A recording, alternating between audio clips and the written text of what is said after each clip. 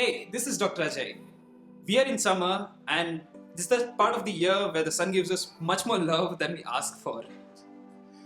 Summers can be quite distressing for people living in hot climates like places like in India. But worry not, I'll give you 10 tips to make your summers healthy and comfortable. And for the motorists and car drivers, I have a special tip at the end, so make sure you watch the whole video. So, without wasting much time, let's get into it. 10 tips for a healthy summer starting now. Tip number 1 and the most important one, reduce the amount of sun exposure. Now, you may think going out in the sun will give you a liberal dose of vitamin D. It's not as simple as that. Take an example. In the year 2015, All India Institute of Medical Science, New Delhi, conducted a study in Bangalore on 240 Bangalore traffic cops. Now, these cops spent at least 8 hours a day in sunshine, right? So, can you guess out of 240 people that were studied, how many had sufficient levels of vitamin D? 3. Only 3 out of 240 had sufficient levels of vitamin D, even though they spent a ton of time under the sun. Even myself, I spend a lot of time outdoors. I play, I walk around a lot. Even I had vitamin D deficiency last year. I had to take supplements, but that's another story. So the point is, you don't have to go out in the sun to get your dose of vitamin D. What you should be doing instead is focus on what kind of foods that you eat. There are foods that are rich in precursors of vitamin D, and what are these foods like? If you're a non-vegetarian, you can have oily fish, liver. If you're a vegetarian, you can have more of cheese and ghee. But that doesn't mean you go overboard and eat a lot of it. Just make sure you include this in your everyday diet. The UV light present in sunlight can have a lot of damaging effects on your skin. It can accelerate your aging, it can accelerate wrinkling of your skin, it can give you burns, and potentially it can also give you skin cancer. But that doesn't mean you have to, draw your curtains, seclude yourself, and not get any sun exposure at all. It just means you have to try to remain in the shade whenever possible. And for infants below 6 months, please do not expose them to direct sunlight because their skin is very delicate and that sunlight is definitely going to damage their skin. However, for infants above the age of 6 months, you can take them out as long as the exposed areas are covered with sunscreen. There are a lot of baby-friendly sunscreens, so look into that. Tip number 2, use a good sunscreen.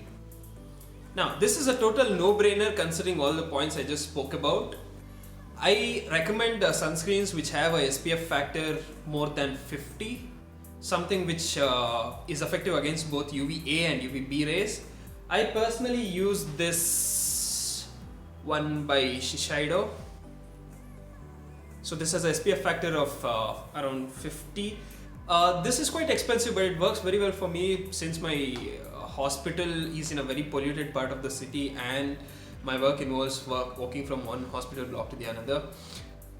This is said to be very water resistant. I hope you guys can see it. So it doesn't get swept along with sweat, and also it has some pollution repellent properties, so it works very well for me. But however, if you have a desk job, if you are indoors most of the time, you can basically go with any sunscreen as long as it has SPF greater than 50. But make sure it's from a good brand and it's easy on your skin. One thing to note is that if you have very dry skin, using sunscreens will usually make your skin become much more drier. So consider using a moisturizer before you put on the sunscreen. I use this one from Shiseido. It's a Japanese brand, it's very good, I love it. But you can basically go with anything as long as it's safe on your skin. Tip number 3, cover up. I know that summer is a great time to show off that summer body you've been working out for, but the more you expose your skin to the sun, the more damage it's gonna get. So, tip here is to cover up. Try wearing long sleeve shirts or dresses, wear a hat and hold an umbrella. Anything that works, try to remain in the shade as much as possible. Tip number 4, watch what you wear. Summer's not really a great time to wear heavy polyester, silk and synthetic dresses. Consider wearing a full-sleeved cotton shirt or a full-sleeved cotton dress, preferably loose-fitting and of a light color to feel most comfortable. Tip number 5, start your day with 2 glasses of water. You will sweat a lot during the night, and unlike the day where you can have a glass of water or two every hour or so, you cannot do that during the night. So you get up in the morning, you're dehydrated, your circulation is sluggish. What can you do? There's a quick fix. Simple, just drink 1 to 2 glasses of water. Some people suggest you drink warm water, but it just makes me nauseous, so I just go with regular room temperature water. So find what works best for you. Also, you can add like the juice of half a lemon if you like. That has a lot of electrolytes in it, and it's a great way to start your day. Tip number 6. Just drinking a lot of water is not enough. I know we've all been told to drink 3 to 4 liters of water a day. It's common knowledge, so I'm not going to talk about that. But consider this, when you're sweating, you're not only losing water, but you're losing a ton of electrolytes as well. So you have to replenish those electrolytes. So a simple thing to do is to drink 1 tender coconut water a day. It's simple, it's cheap, and it's super effective. You can use it as a thirst quencher, you can use it as a sports drink. I love it. Ditch those Gatorades. Tip number 7, make sure you're drinking safe water. Now the incidence of gastroenteritis is very high during the summer, and you'll want to avoid that.